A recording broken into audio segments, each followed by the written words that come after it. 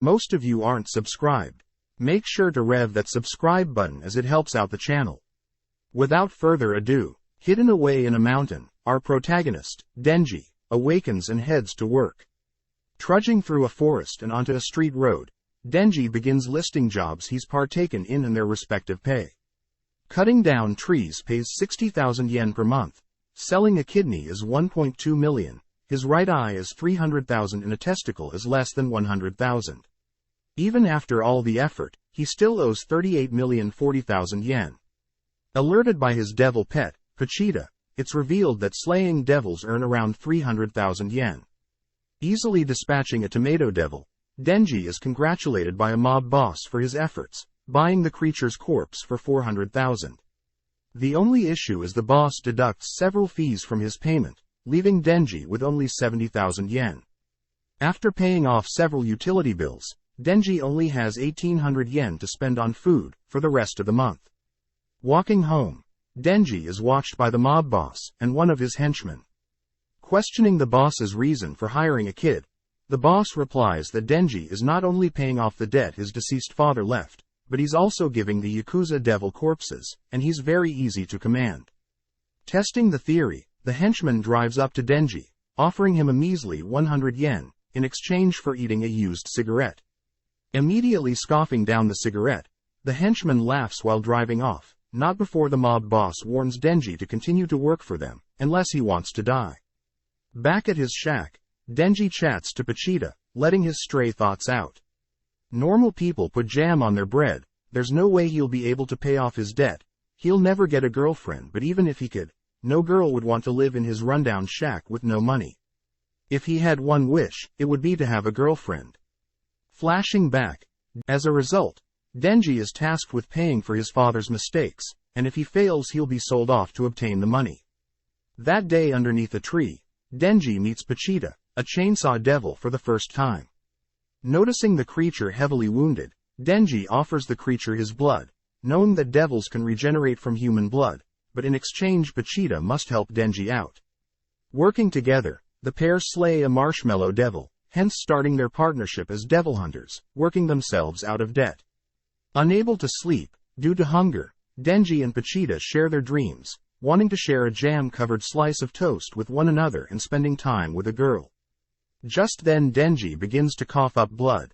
With his palm drenched with his innards, Denji reveals that there was a rumor about his mother passing from a heart disease, implying that he may have inherited such a disease. Interrupted, the mob boss calls Denji to slay a devil. Driven by the boss, Denji observes the setting sun, passing through a town and stopping at an isolated factory. Not seeing any devils nearby, Denji begins to wonder if it's hiding or possibly having fled. Thanking Denji for always being loyal, the boss has his men puncture Denji and Pochita with a blade, relieving the two of their duties. Revealing to have wanted power, the mob boss is seen having made a pact with a devil, the zombie devil. Offered to become the zombie devil's slaves, the men are mindlessly controlled by the creature. Hating all devil hunters, the zombie devil commands his new slaves to slaughter our devil hunting duo. Spewing blood, Denji carries Pochita, stumbling from aisle to aisle. Noticing an exit door, Denji beelines towards it, knocking down containers to buy him time. Sadly, at his weakened state, Denji allows one of the zombies to land a clean slash on him, bringing his helpless body in a trash bin. Under the full moon, we witness Denji and Pochita's dismantled body.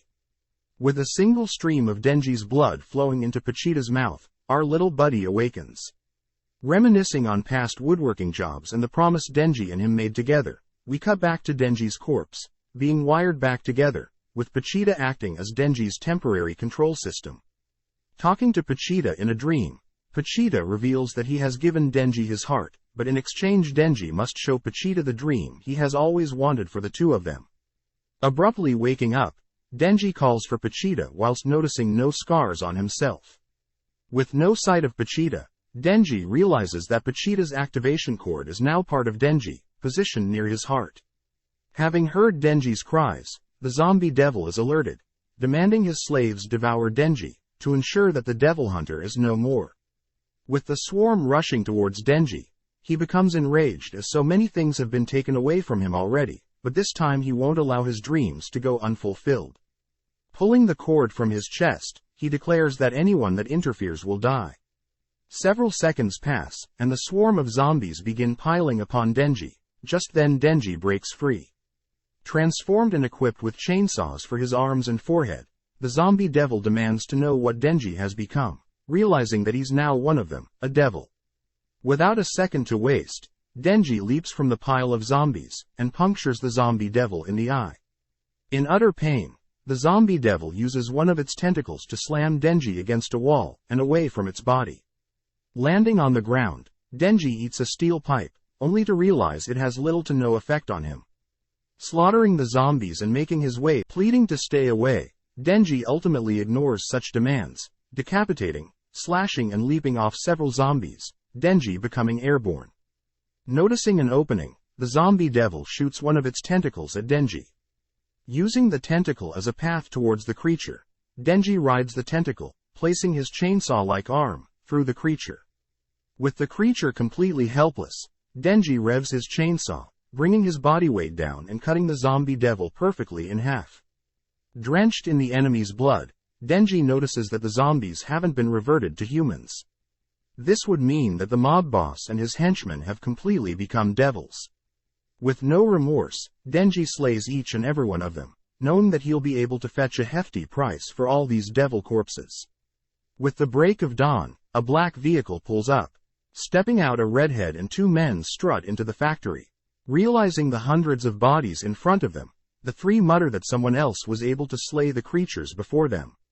Raising their heads, they notice Denji standing in the shadows, among the sea of corpses.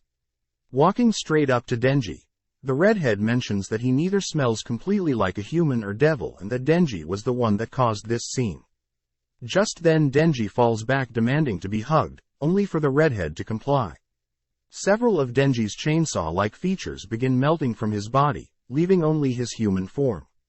Asking if Denji had been possessed, the redhead states that no, he's human and that the three of them are here to slay the zombie devil, as they too are devil hunters with public safety. Suddenly the redhead offers Denji two choices, either to be treated as a devil and killed here and now, or to be curious of what he'll be able to eat. The redhead replies with bread with butter and jam, salad, coffee and possibly dessert. Without a second thought, Denji accepts. Thanks for watching. Make sure to subscribe, like and comment.